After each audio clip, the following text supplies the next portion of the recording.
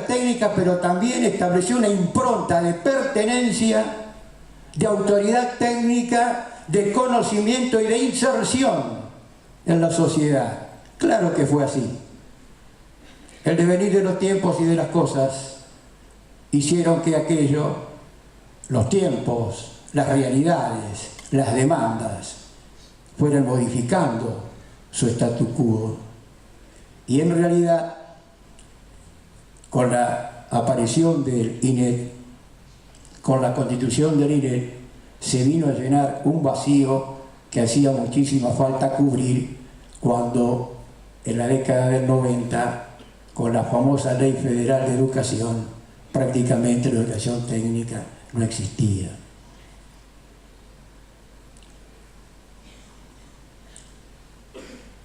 Estas referencias históricas, muy conocidas por todos, por supuesto, pero me dan margen, me dan marco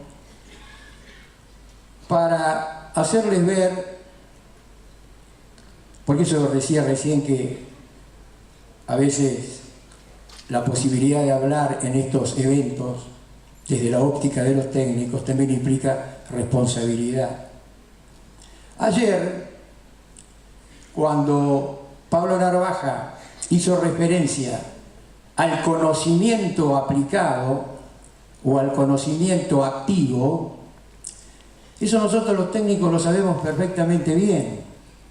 Lo tenemos asumido en nuestra formación, pero también somos defensores y estamos atentos a que ese conocimiento activo, es decir, adquirir saberes para discernir, para saber diferenciar entre un problema con solución o un problema sin solución, pero que requiere completar el abanico de posibilidades para que en definitiva, con consulta o sin consulta, los problemas se resuelvan. Eso es un técnico. Pero para que ello ocurra, tiene que estar sostenido, ese conocimiento activo, y tiene que estar sostenido por planes de estudios y currícula que tengan que ver con el objetivo por el cual fueron diseñados estos planes. Por supuesto, esto es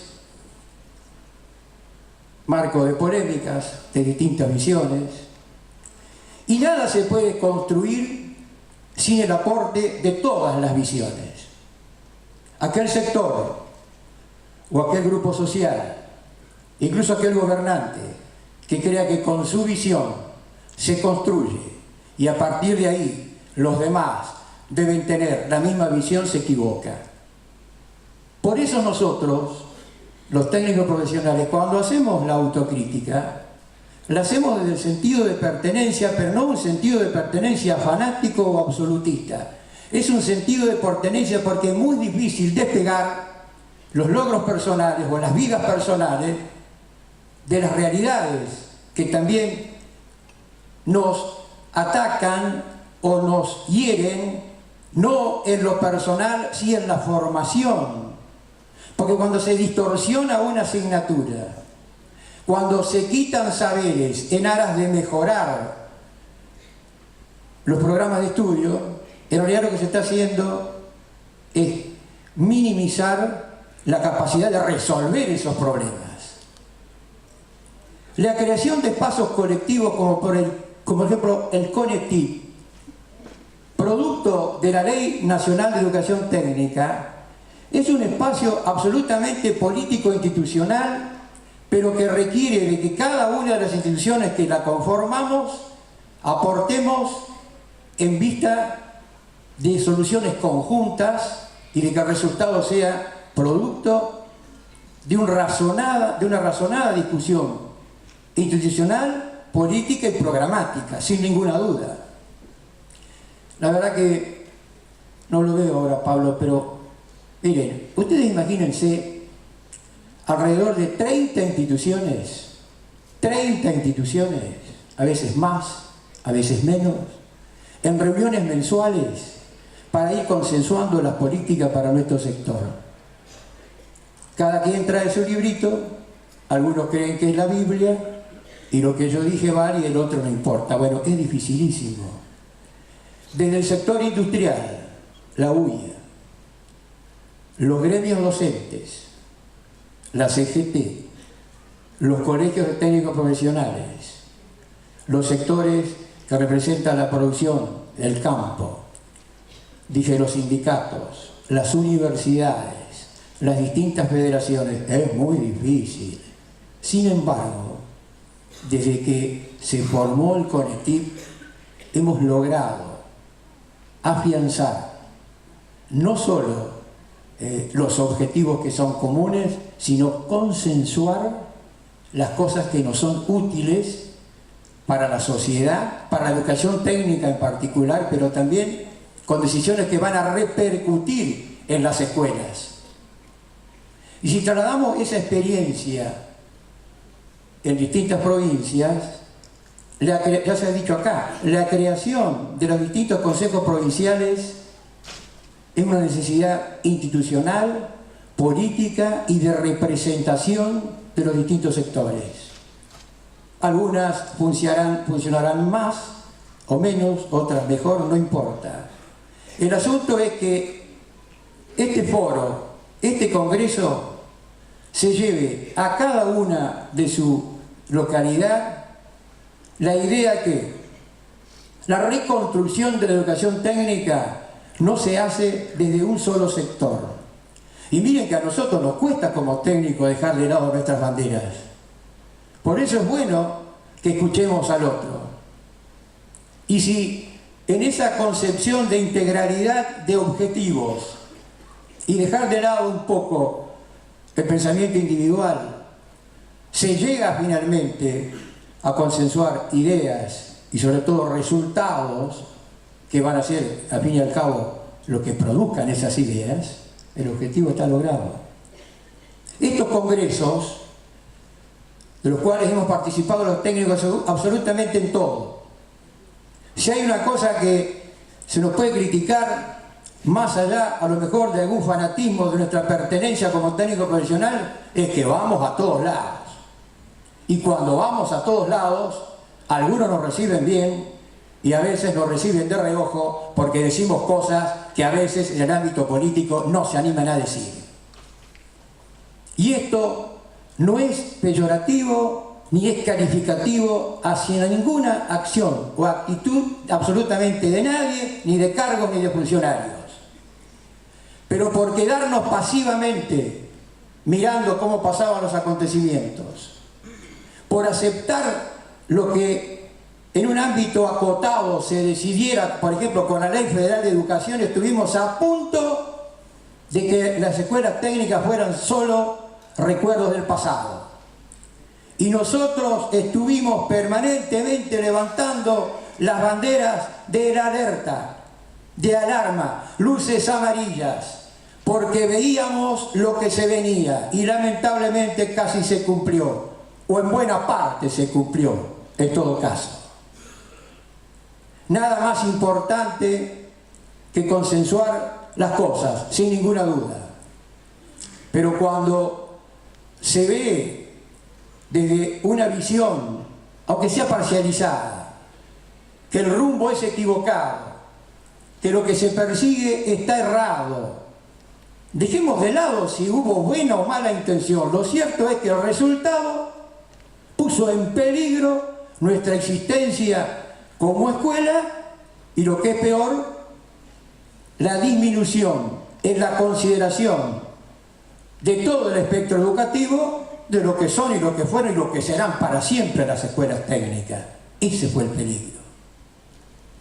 Hoy tenemos otra realidad, absolutamente distinta.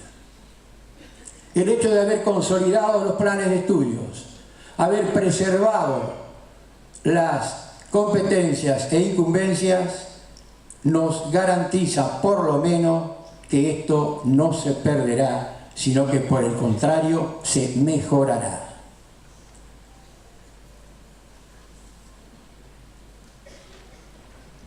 Y tengo que hacer una breve referencia al conocimiento. Miren, vamos a tomar, por ejemplo, o como ejemplo, dos especialidades. Electromecánica, con todas sus ramas, y construcciones civiles, en la especialidad maestro mayor de obras. En las inserciones que intentamos realizar en cuanto ámbito de discusión se genera por estas cosas, lo decimos siempre. Nosotros nos hemos desarrollado como personas y como técnicos por haber sido alumnos de las viejas escuelas industriales o de las viejas escuelas fábricas. Eso es incontrastable. Muchos de nosotros tienen actividad independiente a lo largo de su vida, con tropiezos y sinsabores, pero después se logró salir a flote en su vida personal, profesional y hasta económica y socioeconómica, simplemente por el solo hecho de ser técnico. Y si antes sirvió, ¿cómo no va a servir ahora con las posibilidades y la gama de oportunidades y los nichos de ofertas laborales que existen a raíz de la diversificación de la industria y de la impronta que por sí misma genera el técnico cuando se le da la oportunidad de trabajar? Esas escuelas que sirvieron como base a lo que hoy son, tienen que amalgamar visiones para que obtengamos una escuela técnica moderna, pero una escuela técnica que también contemple al ser humano, que de hecho es el destinatario final de toda concepción filosófica, política y de acción, el ser humano. Ayer lo decía el ministro Silioni, que una calidad sin inclusión, en definitiva, no le interesa a nadie. Y eso es cierto. Se hacía referencia a los conocimientos activos, también es cierto, pero tenemos que puntualizar acá para separar un poquito más finamente qué es una cosa y qué es otra. Miren, el conocimiento sobre física, química y matemática nos atraviesa en nuestra vida de estudiantes a lo largo de todo el ciclo.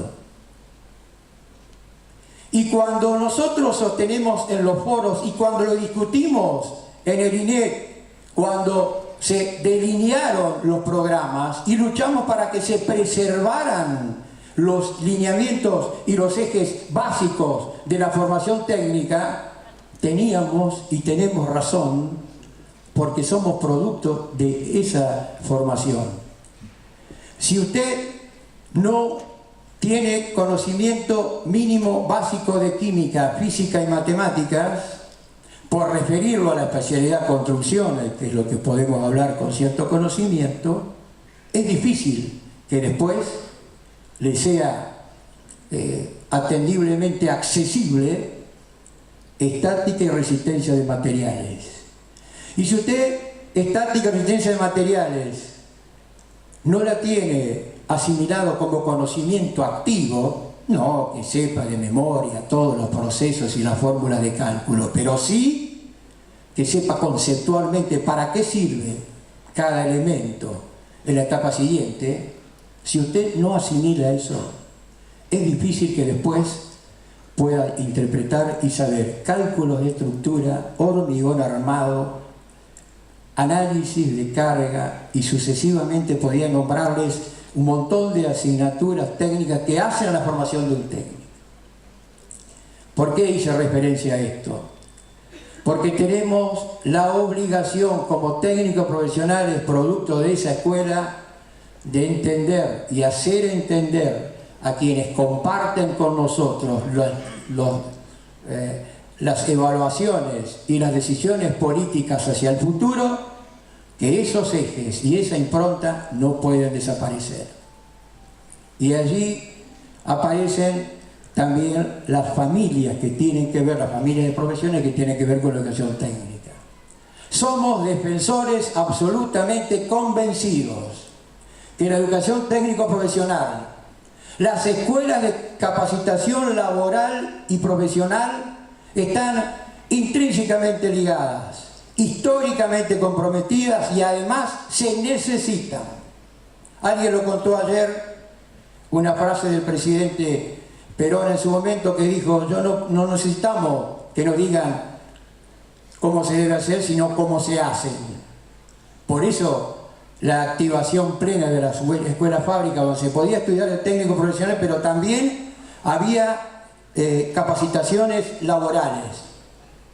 Hoy, en la actividad construcciones, cuando uno desarrolla un proyecto, arregla con el cliente, se lanza la obra y algunos construyen o construimos, es muy difícil encontrar un ojalatero que realice el trabajo final.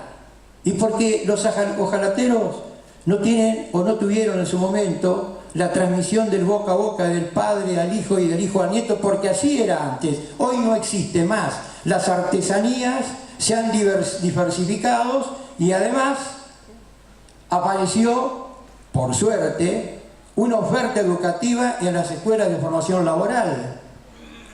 Esa inserción laboral que permite que los obreros argentinos accedan al mercado del trabajo es lo que debemos defender y considerar a las escuelas de formación laboral escuelas hermanas, no escuelas subalternas, escuelas hermanas.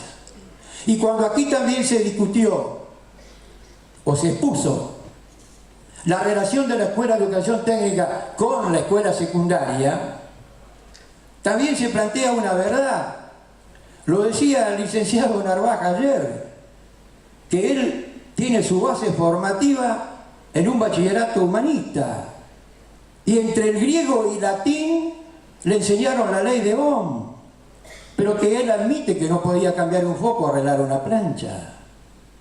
Esto indica claramente que aunque también son loables y deben acompañarse los proyectos que tienden a modernizar la escuela secundaria para adecuarse a los tiempos de la realidad, también es cierto que la escuela técnica en sí misma preserva sus ejes formativos y preserva además su capacidad interna de reformularse y de adaptarse. Eso está claro. Se trata de que en los ámbitos donde se deciden estas cosas, sobre todo quienes toman decisiones después al evaluar lo que las instituciones decimos, tengan la suficiente prudencia y lealtad institucional para que eso se plasme en realidad en los programas de estudio. En definitiva, nuestras preocupaciones de siempre. También se dijo de la necesidad de no olvidarnos del egresado. También se habló de los planes de terminación de escuela secundaria. También se habló de qué hacemos con ese chico, ese muchacho, esa persona que por algún motivo no termina esa escuela. Cuando se lanzó el Plan Fines, originó en la Argentina un debate absolutamente estéril, de que cómo, yendo 4, 5, 6 meses a una escuela, después se le iba a otorgar el certificado y posteriormente el diploma que acredita que terminó la escuela. ¿Cómo? Ni una cosa ni la otra. Siempre nos vamos nosotros como sociedad a los dos extremos. O sirve o no sirve. O es bueno o es malo. Nunca por el medio. Nunca una definición política intermedia que satisfaga a todos. Bueno, ante esto, cuando la FACTEC planteó en el INE, precisamente en el CONETIP, que no podíamos, o que debíamos en todo caso estar atentos, porque en el Plan Fines se iban a acoplar a las escuelas técnicas, observamos un peligro latente, porque conocíamos de casos que aquellos estudiantes que debían asignaturas de carreras técnicas las rindieron en escuelas secundarias comunes con mesas constituidas no por los especialistas, pero Vaya situación. El hecho de participar en este espacio colectivo nos permitió plantearlo no hace mucho en una reunión del CONETIP, y el secretario coordinador permanente lo tomó. Le entregamos un documento junto con UDA y AMET, y nosotros, observando lo que habíamos dicho en alguna reunión, en un plenario del CONETIP, y entre otras cosas, también contribuyó esto para que se implementara el plan Finetec. Y ahora sí nos acomodamos un poco. El plan Finetec contempla una realidad. Es injusto, se dijo ayer, que personas que sus 6 o 7 años de estudios, más 6 o 7 años de formación técnica o de técnico, suman 14 o 15, no puedan obtener su título de técnico profesional porque llevan 1 o 2 materias. Claro que está bien, claro que hay que ir a buscar, claro que hay que preocuparse del prójimo, porque en definitiva nadie puede estar en contra que ningún argentino pueda desarrollarse y pueda limitarse a ese desarrollo porque no pudo terminar la escuela secundaria, cuando todos sabemos además que para insertarse en el mundo laboral, profesional o ejercer la profesión libremente hay que obtener el título para matricularse en los colegios profesionales y demás. Y eso constituye un acto de justicia. Pero el marco que hay que otorgarle a ese acto de justicia tiene que ser con coherencia y con responsabilidad. Nosotros estamos absolutamente de acuerdo que se incluya un porcentaje. Nosotros hicimos una muestra en nuestro colegio muy rudimentaria, en un universo muy escaso, o en todo caso un universo no científico, pero sí voluntarioso, por llamarlo de alguna manera, donde nuestros matriculados nos trajeron algunos datos más que interesantes. En la especialidad electromecánica, la mayoría que tenía materias pendientes eran termodinámica, mecánica técnica, ciencias materiales, algo, idioma. ¿Cómo una persona que no sepa hablar inglés no va a poder obtener su título? Idioma, está bien, inglés o alemán, por hablar de los viejos programas. En la especialidad construcciones civiles, estática gráfica, resistencia a materiales, hormigón armado, cálculo de estructura. Y a veces geografía. Geografía, ojo, digo geografía no en el sentido peyorativo. Nosotros concebimos al técnico profesional en la dimensión que nos enseñaron a nosotros nuestros maestros.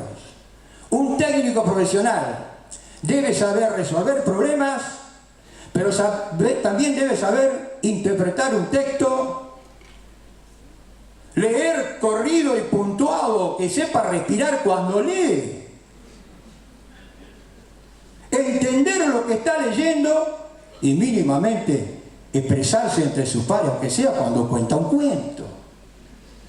¿Cómo vamos a estar en contra de la formación humanista al lado de la científica o técnica? Por supuesto que estamos a favor, pero eso no implica que a un pobre conciudadano o compatriota, porque esté debiendo geografía, historia, o no sé, y el tipo se aprobó todas las materias técnicas, esté debiendo, todavía no puede tener su título. Por eso el plan Finetec y el plan Fines debe vérselo como un objetivo institucional y político, pero también como un acto de justicia. ¿Cuántas personas con potenciales condiciones personales para el desarrollo individual y colectivo no lo logran porque le falta el diploma o le falta el reconocimiento? Puedo abundar en muchísimas anécdotas, pero tengo que ser respetuoso de lo que dije al principio. Voy a tratar de ejercer mi libertad con responsabilidad. Cuando todavía uno percibe que las miradas están fijas, que todos están atendiendo y que no se escuchan toses ni murmullo, es porque aparentemente vamos bien por lo que queremos contar, pero no quiero abusar. Lo que sí, tengo que ser justos o justo,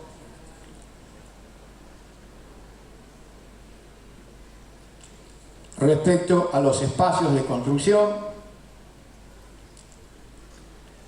a la responsabilidad política de los funcionarios y a las responsabilidades de nosotros como técnicos profesionales. Y me voy a permitir, con todo respeto, en nombre de la institución que me ha encomendado que diga estas cosas, hacer una breve referencia a la realidad de nuestras escuelas técnicas. Se percibe, y eso debe estar en el ADN de las escuelas técnicas, el sentido de pertenencia, el sentido de la responsabilidad. Pero también existe, subterráneamente o sin identificación, aquellos que irresponsablemente ejercen la docencia en aulas y talleres, donde, y bueno, es lo que hay, y bueno, es lo que me dijeron, y bueno, es lo que puedo dar. Están omitiendo a prima facie su responsabilidad humana con los muchachos que van, que ingresan y que tienen expectativas con la educación técnica. Un técnico profesional está capacitado, tiene competencias, se lo da el estudio, e incumbencias, se lo da la ley.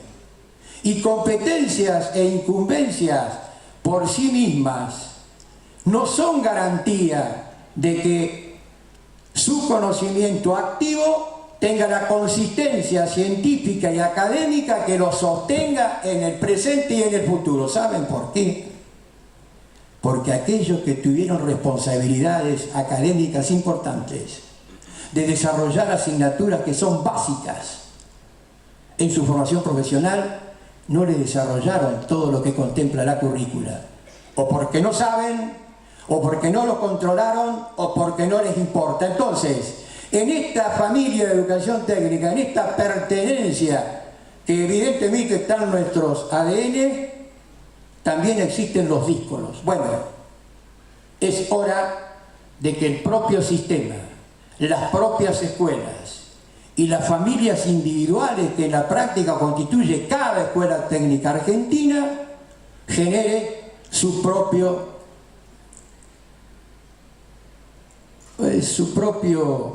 desenvolvimiento o actuación o antivirus, para hacerlo más suave, para estos casos.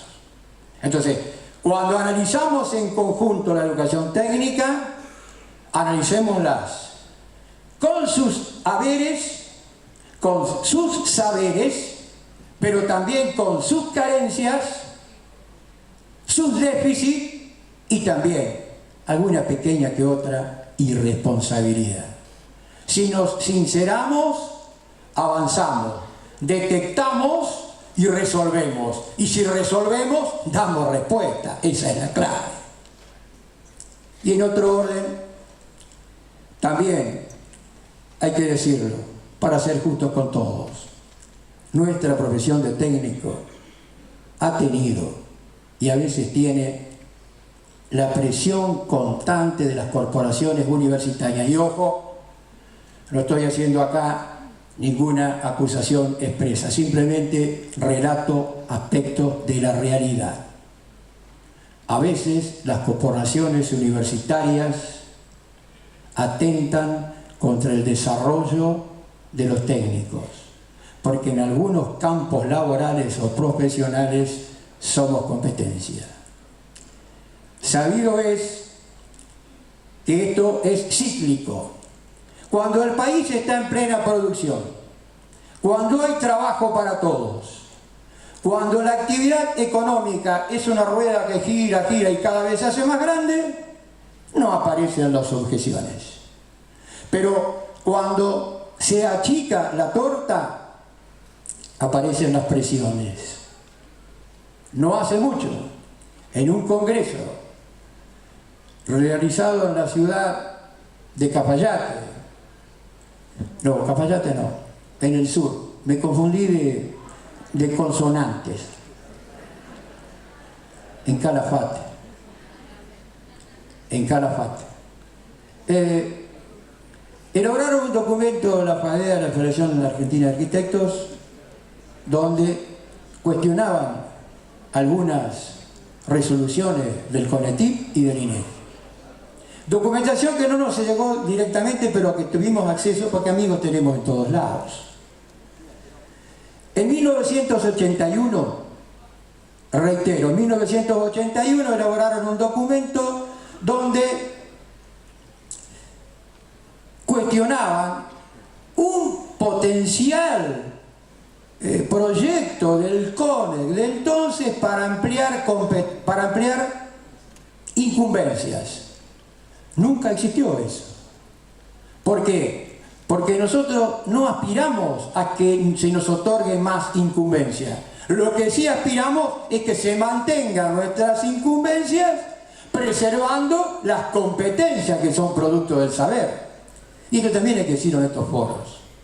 Mire, el técnico profesional puede desarrollarse en distintos nichos.